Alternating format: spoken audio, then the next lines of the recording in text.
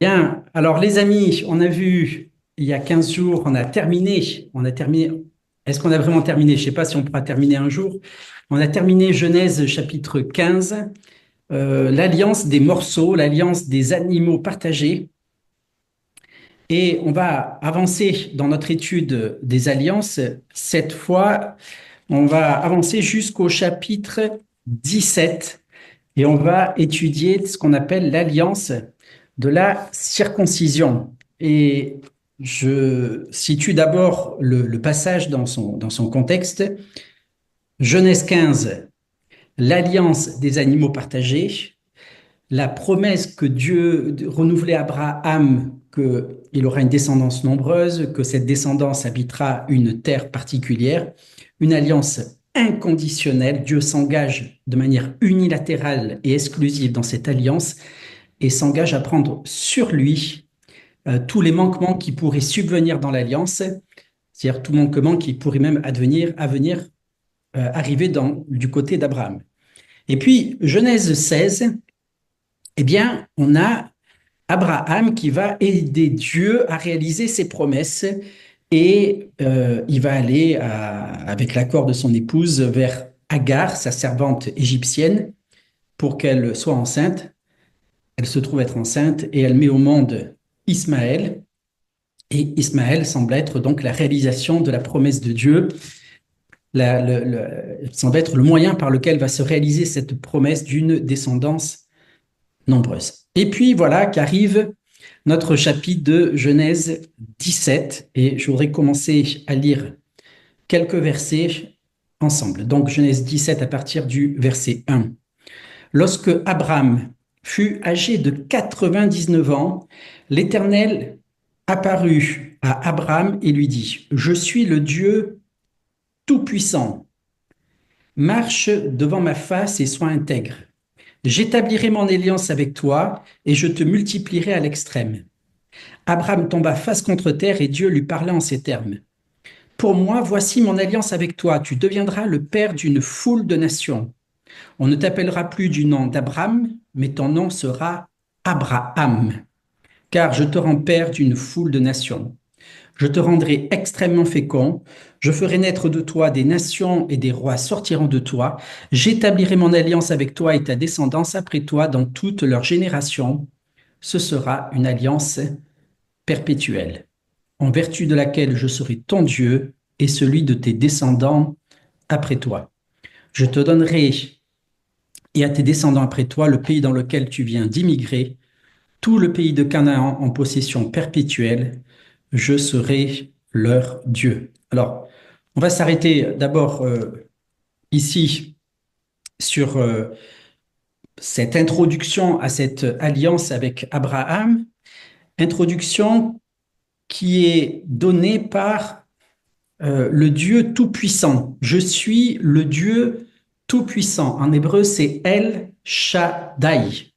Et vous vous rappelez peut-être qu'en Exode 6, verset 3, Dieu informe Moïse que il ne s'est pas fait connaître encore sous le nom de Yud et Vavé, il ne s'est fait pas connaître ainsi Abraham, Isaac et Jacob, mais ils ont connu Dieu sous le nom de El Shaddai, le Dieu Tout-Puissant. Et ce mot Dai signifie, dans El Shaddai, il y a plusieurs significations, mais je voudrais juste retenir une. Dai, ça veut dire ça suffit. C'est-à-dire Dieu est suffisant pour accomplir avec puissance les promesses qu'il a faites. Dans cette alliance de Dieu avec Abraham, euh, vous l'avez compris, il y a quelque chose d'un petit peu surprenant, c'est que Dieu a déjà fait alliance avec Abraham en Genèse 15. Et voici qu'il fait à nouveau alliance avec Abraham dans ce passage. Et il semblerait que, après avoir donné une alliance inconditionnelle, cette fois, il engage Abraham dans une alliance conditionnelle, c'est-à-dire une alliance qui va dépendre de l'obéissance d'Abraham. En effet, il est dit, marche devant ma face et sois intègre, j'établirai mon alliance avec toi et je te multiplierai à l'extrême. Donc, il semblerait que dans le texte, il y ait ici une condition, marche devant ma face et sois intègre, et en conséquence, j'établirai mon alliance avec toi. Alors, ça pose problème parce que Dieu est déjà en alliance avec Abraham. Dieu a déjà fait alliance avec Abraham. Alors, cette, euh, cette distinction entre les deux alliances, elle a posé, c'est vrai, beaucoup de problèmes à ceux qui ont commenté ces passages. Alors, certains ont dit, bon, Genèse 15, c'est une alliance qui concerne le pays. C'est une promesse qui est orientée surtout sur le pays d'Israël.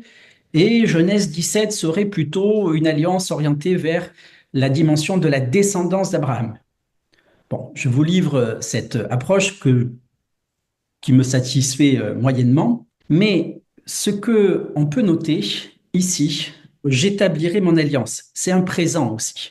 J'établis mon alliance avec toi. Autrement dit, marche devant ma face et sois intègre, non pas afin que j'établisse mon alliance avec toi, marche devant ma face et sois intègre, parce que j'ai établi cette alliance, parce que je suis moi dans l'alliance avec toi. C'est-à-dire, tu as la force de marcher avec moi, tu as la force de marcher dans l'intégrité, parce que j'établis mon alliance avec toi. C'est-à-dire, je maintiens mon alliance avec toi. Donc, il n'est pas en train de dire, je fais une autre alliance qui change de nature. Non, je maintiens l'alliance que j'ai faite avec toi. Et rappelez-vous, ce que j'avais expliqué, c'est que Dieu s'était engagé à tout manquement qui pourrait advenir du côté d'Abraham. Et qu'est-ce qu'on a au chapitre 16 de Genèse?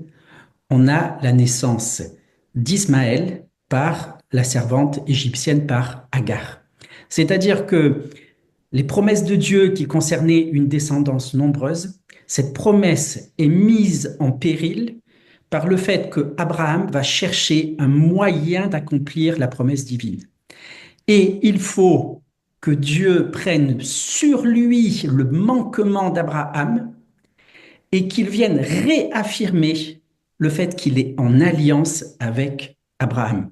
En fait, le récit de la naissance d'Ismaël est là pour nous dire que Dieu va venir il vient vers Abraham, il vient réaffirmer l'alliance après cette voie sans issue. Enfin, si, il y aura une issue à la descendance d'Ismaël, mais en tout cas, ce n'est pas par Ismaël que vont s'accomplir les promesses divines. Donc, on a ce schéma-là, une première alliance, une défaillance d'Abraham et en Genèse 17 ce qu'on peut déjà appeler une nouvelle alliance. En fait, on a là la première nouvelle alliance. On a la première fois, pour la première fois, Dieu qui intervient et qui intervient de manière, il intervient pas un peu comme, il n'est pas le roi qu'on aurait vexé en disant, mais quand même, Abraham, tu n'as pas marché avec moi, tu n'as pas été intègre, tu n'as pas accompli ma volonté. Bon, je me choisis un autre Abraham, je me choisis un autre homme par lequel je vais accomplir mes promesses pour l'humanité. Non, après la défaillance d'Abraham, Dieu dit, je maintiens, je garde cette alliance avec toi, c'est-à-dire, je fais cette alliance nouvelle avec toi. Alors, elle est nouvelle dans le sens qu'il y en avait une qui a précédé. La nouvelle alliance ne peut être nouvelle que par rapport à quelque chose qui précède. D'accord? Donc, ce qui précède, c'est l'alliance des animaux partagés. Et ici, on a la première nouvelle alliance. Alors, ce schéma d'alliance, je vous le livre déjà, va se trouver beaucoup plus tard dans un autre récit d'alliance, l'alliance du Sinaï. Et lorsqu'on suit l'alliance du Sinaï, on a cette première alliance qui est affirmée dans les chapitres 19, 20, 21, 22, 23, 24 du livre de l'Exode. Et donc au chapitre 24, on voit Moïse qui présente le sang de l'alliance, qui qui fait rentrer, en fait, qui présente l'alliance au moyen du sang à tout Israël. Et puis, un peu plus loin, on a le récit d'une défaillance d'Israël, et qui n'est plus ni moins que le veau d'or. Et après le veau d'or, dans Exode chapitre 34, on a à nouveau la réaffirmation d'une alliance de Dieu avec Israël. Prenez vos Bibles, regardez simplement ce qui se passe. Vous prenez Exode chapitre 32. Donc, Exode 24, c'est l'alliance du Sinaï qui est confirmée par le sang. Exode 32, l'épisode du veau d'or. La fin d'Exode 32, verset 30, on a l'intercession de Moïse suite à la faute du peuple. Une intercession très forte, hein, puisqu'il demande ni plus ni moins que son nom soit effacé du livre de vie, du livre que Dieu a écrit. Et puis, euh, l'Éternel va apparaître à Abraham, et au chapitre 34, verset 10, voilà ce qui est dit. L'Éternel dit, voici que je conclus moi-même une alliance. Je ferai en présence de tout ton peuple des miracles tels qu'il n'y en a jamais eu sur toute la terre et dans toutes les nations. Tout le peuple au sein duquel tu te trouves verra l'œuvre de l'Éternel, cette œuvre redoutable que j'accomplirai avec toi. Donc, on revient. On va pas approfondir ça ce soir. C'est pas, j'ai pas le temps. C'est pas le propos. On revient à Genèse 17. Donc, on a pour la première fois ce schéma-là, alliance, défaillance dans l'alliance, réaffirmation de l'alliance. Le Seigneur est un Dieu fidèle à ses alliances. Et quand il commence à faire alliance, c'est pas lui qui va lâcher le morceau. Donc, on a ici l'expression de l'engagement de Dieu envers Abraham. En fait, on a pour la première fois c'est pour la première fois que Dieu va pouvoir montrer son engagement dans l'alliance. Il s'était engagé dans les animaux partagés. Il a l'occasion, suite à une faute d'Abraham, de réaffirmer sa fidélité à l'alliance et il le fait. Donc ça vient très vite, hein. Ça vient très très vite. Très vite après l'alliance vient la défaillance et très vite après la défaillance vient la réaffirmation de l'alliance. Alors dans cette alliance de Genèse 17, on va un petit peu avancer. On va voir trois personnes, les trois personnes impliquées dans cette alliance. Donc, j'avance un petit peu la lecture. Genèse 17, verset 9. Dieu dit à Abraham, toi, tu garderas mon alliance, toi et tes descendants après toi, dans toutes leurs générations. Voici comment vous garderez l'alliance que je traite avec vous et avec ta descendance après toi. Tout mâle parmi vous sera circoncis. Vous vous circoncirez comme signe d'alliance entre vous et moi. À l'âge de 8 jours, tout mâle parmi vous sera circoncis dans toutes vos générations, qu'il soit né dans la maison ou qu'il soit acquis à prix d'argent de la part d'un étranger qui n'est pas de ta descendance. On devra, on devra circoncire celui qui est né dans ta maison et celui qui est acquis avec ton argent. Ce sera dans votre chair la marque d'une alliance perpétuelle. Un mâle incirconcis qui n'aura pas subi la circoncision dans sa chair sera retranché du milieu de son peuple, il aura rompu mon alliance. Dieu dit encore à Abraham, pour ce qui est de ta femme, Sarai, tu ne l'appelleras plus Sarai, mais son nom sera Sarah. Je la bénirai et je te donnerai d'elle aussi un fils. Je la bénirai et elle donnera naissance à des nations. Les rois de plusieurs peuples sortiront d'elle. Abraham tomba sa face contre terre, il rit et dit en son cœur, naîtra-t-il un fils à un homme de 100 ans et Sarah, âgée de 90 ans, accoucherait-elle? Alors, on arrête pour l'instant notre lecture. Donc, on a ici trois personnes impliquées dans l'alliance. On a d'abord, eh bien, Dieu, et voilà comment c'est dit, l'Éternel lui-même, verset 4. Il est dit, pour moi, voici mon alliance. Donc c'est Dieu qui parle. Donc c'est la première personne impliquée dans cette alliance. La deuxième personne, c'est Abraham. On prend donc le verset 9. Dieu dit à Abraham, pour toi, tu garderas mon alliance, toi et tes descendants après toi. Donc, deuxième personne, Abraham. Et bien sûr, troisième personne, c'est Sarah, verset 15. Dieu dit encore à Abraham, pour ce qui est de ta femme, Sarai, tu n'appelleras plus Sarai, mais son nom sera Sarah. Donc, Dieu, Abraham et Sarah. Et on comprend qu'on insiste, que l'Éternel insiste sur Sarah parce que pour la première fois, elle est nommée comme partenaire d'alliance avec Abraham. Jusqu'à présent, Abraham s'était dit, mais c'est peut-être Sarah, mais c'est peut-être une autre épouse, c'est peut-être une concubine. En fait, c'est par moi qu'il y aura une descendance. Mais là, l'Abraham est en train de dire, non, c'est par ton épouse, c'est toi et ton épouse. C'est par ce couple qui existait depuis toujours que je vais réaliser mes promesses. Et ça, c'est la constante de Dieu.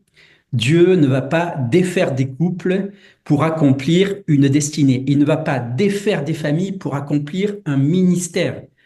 Euh, j'ai pu entendre certaines personnes qui me disent, mais j'ai peut-être pas l'épouse qui peut m'accompagner dans le ministère, j'ai peut-être désobéi à Dieu en contractant ce mariage, je vais rompre mon mariage et me trouver une épouse qui pourra me suivre dans mon appel. Bon, tout à fait stupide, tout à fait hors de propos, tout à fait loin des standards de Dieu et de la fidélité de Dieu. Dieu appelait Abraham, il appelait tel qu'il était, il était marié à Sarah, et c'est avec Sarah qu'ils vont qu'ils vont commencer à accomplir les promesses de Dieu. Dans ces trois personnes impliquées dans l'alliance, en fait, c'est pas trop difficile de se rappeler des trois parce que à chaque fois, il y a un signe qui est donné.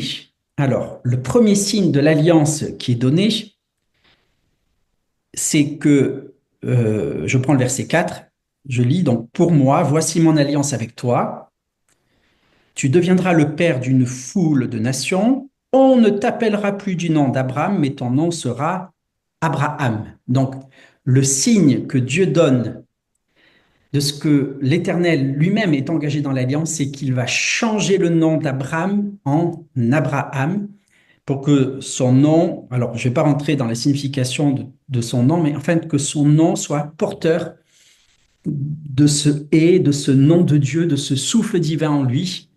En tout cas, c'est une marque qui est très forte posée sur la vie d'Abraham.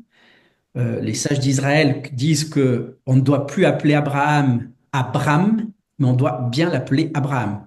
Donc, on doit maintenir cette identité que Dieu a donnée à Abraham, cette nouvelle identité, un nom nouveau et pas tout à fait. Le Seigneur transforme le nom d'Abraham en Abraham en ajoutant une lettre, mais fondamentalement, son nom n'est pas changé. Hein, c'est pas Jacob qui devient Israël. Il y a ici une continuité dans la personne d'Abraham. Et c'est dans cette continuité que Dieu va agir dans sa vie. Donc la deuxième personne impliquée dans l'alliance, ben, c'est Abraham. Et le signe qui est donné, c'est la circoncision. Je lis verset 9, Dieu dit à Abraham, en ce qui te concerne, tu garderas mon alliance, toi et tes descendants après toi, dans toutes leurs générations. Voici comment vous garderez l'alliance que je traite avec vous et avec ta descendance après toi. Tout mâle parmi vous sera circoncis. Donc, deuxième signe, la circoncision. Pourquoi? Parce que la circoncision, bien sûr, c'est la circoncision qui concerne l'organe reproducteur. Donc, ça concerne ici la promesse d'une descendance. Et donc, c'est Abraham circoncis qui va s'unir à son épouse et qui vont avoir la descendance, qui vont avoir Isaac. Donc, ce signe de la circoncision. Et enfin, le fait que Sarai soit impliquée dans l'alliance, c'est son changement de nom à elle aussi, au verset 15. Pour ce qui est de ta femme, Sarai, tu ne l'appelleras plus Sarai, mais son nom sera Sarah. on enlève cette fois, on enlève à Sarai un Yud. Alors les sages d'Israël nous disent, ce Yud qui a été enlevé à Sarai, il va être donné à Osée, c'est-à-dire à Josué. Vous savez que Moïse donne un nouveau nom à Josué, il y ajoute le Yud et nous disent les sages d'Israël, c'est le Yud qu'il a pris à Sarai, il a donné à Josué. Les promesses concernent bien Sarah et l'Éternel vient corriger en fait la perspective envisagée par Abraham d'avoir une descendance au travers de Agar. Voyons un petit peu cette alliance dans ses spécificités. À nouveau, on a, comme dans Genèse 15, la réaffirmation d'une descendance nombreuse. Donc, on est au verset 4 et 5. Hein, tu deviendras une foule de nations. On ne t'appellera plus du nom d'Abraham, mais ton nom sera Abraham, car je te rends père d'une foule de nations. Donc, c'est dit même deux fois. On a la réaffirmation de la fidélité de Dieu à son alliance, puisque on nous dit cette fois, cette alliance sera perpétuelle, c'est au verset 7. C'était plus ou moins suggéré en Genèse 15, mais là, c'est vraiment affirmé. Et c'est aussi une spécificité de la nouvelle alliance, c'est que la nouvelle alliance est là pour rendre pérennes les promesses de Dieu. Il est là pour rendre pérenne cette alliance que Dieu a déjà contractée avec Israël. Les amis, lorsque Dieu annonce une nouvelle alliance, ça vient dans le prophète Jérémie, ça vient après de nombreuses nouvelles alliances. Nouvelle alliance avec Abraham, nouvelle alliance avec Moïse. Et chaque fois, c'est là pour redire, oui, je vais tenir mes promesses et même je vais encore les rendre plus certaines. Et les partenaires d'alliance, les contractants dans l'alliance ne sont pas changés. Dieu fait alliance avec Abraham, il réaffirme son alliance avec Abraham.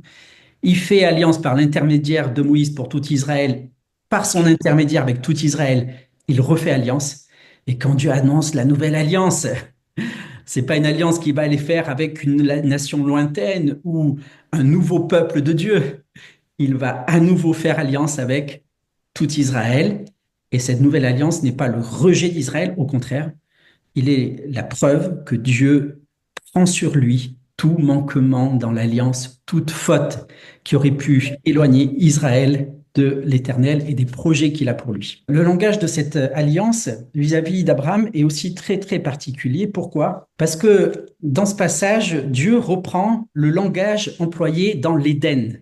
Dieu, l'Éternel, va nous parler le langage de l'Éden, c'est-à-dire la bénédiction qu'il a donnée à Adam. Regardez les versets 17, verset 6 et 17, verset 2. Donc, je lis le verset 6 et après le verset 2. Je te rendrai extrêmement fécond. Et au verset 2, j'établirai mon alliance avec toi, je te multiplierai, je te rendrai fécond et je te multiplierai. Alors, regardez Genèse 1, verset 28. Dieu les bénit et Dieu leur dit, soyez féconds, multipliez-vous, remplissez la terre et soumettez-la. Ce que Dieu est en train de dire à Abraham, c'est que au travers de lui, la bénédiction d'Adam va s'accomplir. Il va être le moyen par lequel la bénédiction de Dieu pour l'humanité va être donnée. Soyez féconds et multipliez. On arrive à quelque chose qui concernait toute l'humanité, mais qui concerne encore toute l'humanité. Mais il est en train de dire, tu es pour moi comme un nouvel Adam. Il y a quelque chose qui va sortir de toi, qui va être en bénédiction à toutes les nations. Et il le fait au moment où il lui impose la circoncision. On va revenir sur ça tout à l'heure. L'autre aspect de cette alliance, donc, je vous ai dit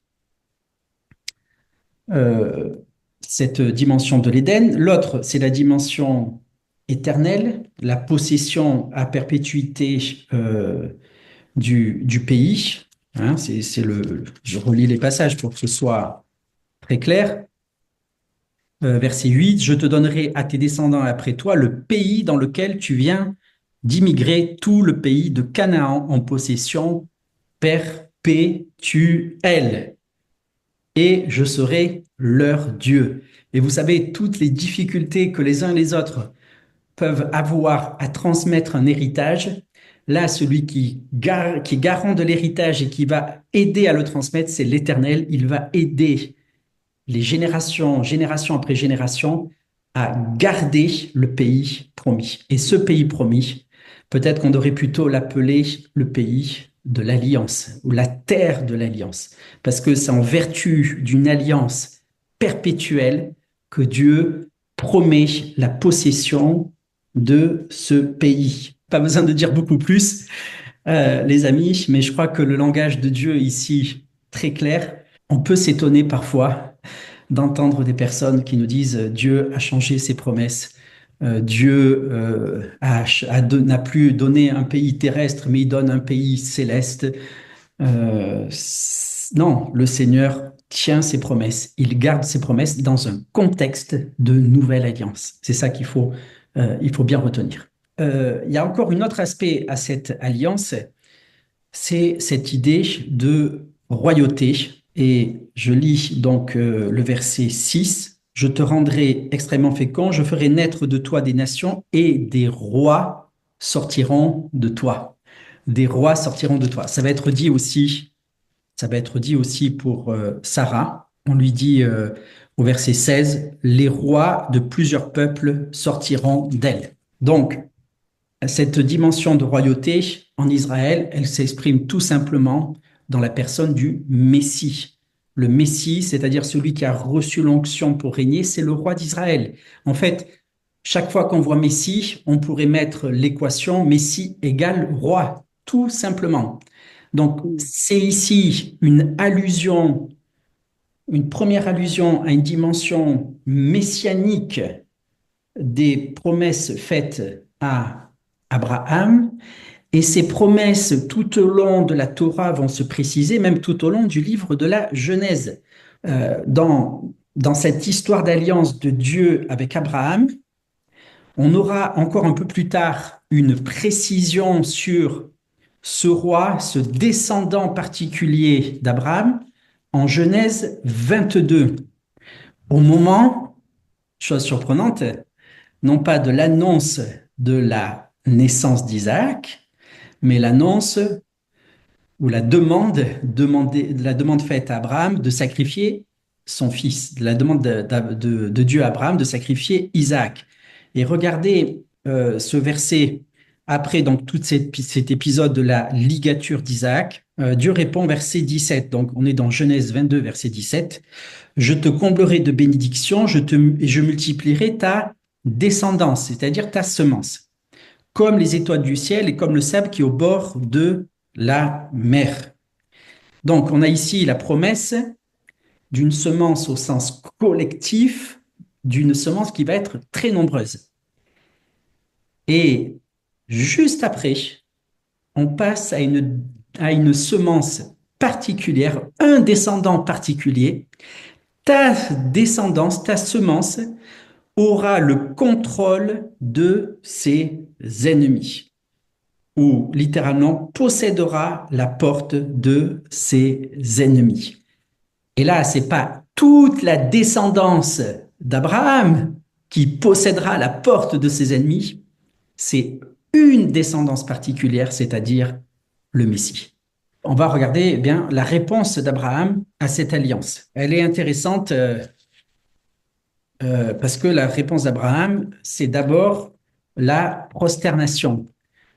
Genèse 17, verset 3. Abraham tomba face contre terre et Dieu lui parla en ces termes. Donc, première chose, c'est ce respect profond d'Abraham vis-à-vis de l'Éternel. Il s'incline devant Dieu, il tombe face contre terre.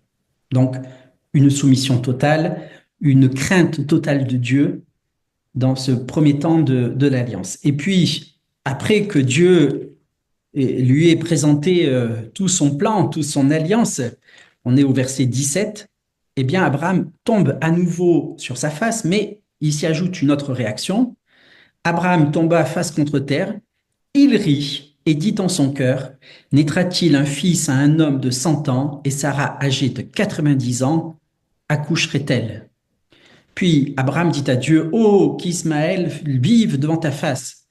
Mais Dieu dit, certainement, ta femme Sarah va te donner un fils et tu l'appelleras Isaac, qui veut dire rire. J'établirai mon alliance comme une alliance perpétuelle avec lui et sa descendance après lui. À l'égard d'Ismaël, je t'ai entendu, je le bénirai, je le rendrai fécond et je le multiplierai à l'extrême. Il engendrera 12 princes et je ferai de lui une grande nation. Donc, deuxième réaction, c'est ce rire d'Abraham. La première réaction d'Abraham, c'est la réaction d'Abraham à une promesse très générale. Verset 2, j'établis mon alliance avec toi, je te multiplierai à l'extrême. Bon, on ne sait pas comment Dieu va le faire à ce moment-là. Abraham ne le sait pas. Je vais te multiplier à l'extrême. Bon, alors il s'incline devant l'Éternel, et tant que ça concerne la promesse dans un sens très vague, très général et pas trop spécifique, c'est cette inclinaison devant Dieu, cet abaissement devant Dieu, cette soumission à Dieu. Et puis, après que l'Éternel lui ait dit, mais cette promesse que je te fais, elle va s'accomplir de manière spécifique par Isaac, à ce moment-là, il tombe sur sa face, mais en plus, il rit. Et ce rire, il a été interprété de deux manières. Soit c'est un rire d'incrédulité, soit c'est le rire d'un croyant. Et je dirais que on est là dans un passage un tout petit peu pour nous tester. C'est un passage qui nous permet un test projectif. Est-ce qu'on veut avoir en face de nous un Abraham incrédule ou un Abraham croyant? Est-ce qu'on veut avoir celui qui va être le père du peuple juif? Est-ce qu'on veut le voir incrédule ou est-ce qu'on veut le voir fidèle à Dieu et plein de confiance en l'Éternel? Je vous laisse répondre pour vous-même. Moi, ce que je vois là un homme qui rit parce que il s'émerveille de ce que Dieu va faire et qu'il comprend que sa foi en Dieu doit s'étendre.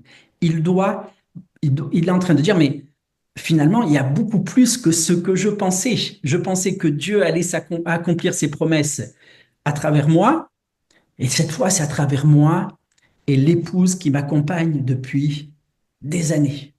Lorsque Abraham reçoit les promesses générales, au sens général, il tombe sur sa face. Lorsqu'il envisage que ces promesses vont s'accomplir par l'épouse qui l'accompagne depuis tant et tant d'années, cette fois, il rit. Et l'Éternel ne va pas exprimer de discipline vis-à-vis d'Abraham, il ne va pas désapprouver le rire d'Abraham. Au contraire, il va nommer son descendant selon ce rire.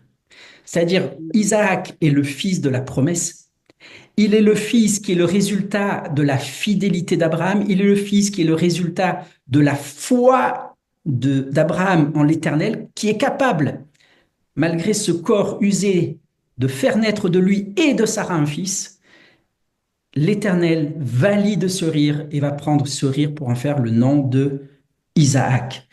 Et tout au long de la Genèse, en fait, eh bien, Abraham il nous est présenté comme cet homme de foi qui, par la foi, surmonte toutes les épreuves qui sont devant lui, à tel point qu'il est notre Père à tous.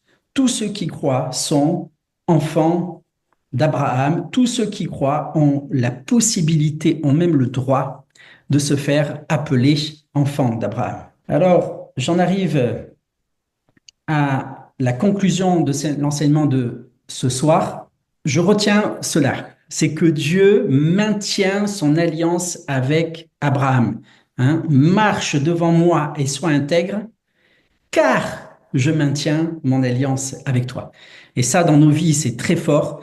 Nous n'avons rien à faire pour maintenir notre alliance, mais nous sommes rendus capables de marcher dans la foi, de marcher dans l'intégrité, d'accomplir le but que Dieu nous a donné parce que lui nous maintient dans l'alliance, parce que lui nous garde dans l'alliance.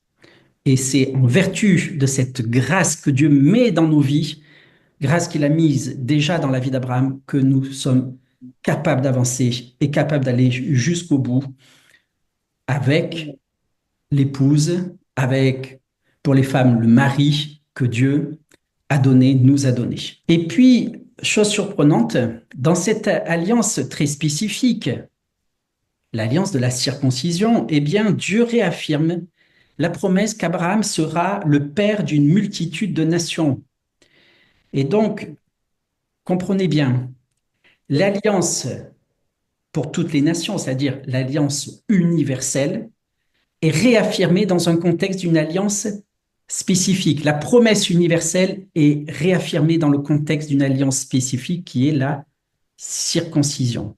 En fait, ce qu'on appelle le particularisme et l'universalisme des promesses de Dieu est réaffirmé ici. L'universalisme de Dieu s'accomplit par l'affirmation du particularisme d'Abraham. Et de l'autre côté, les amis, on a l'universalisme humain qui s'accomplit par l'effacement des particularismes.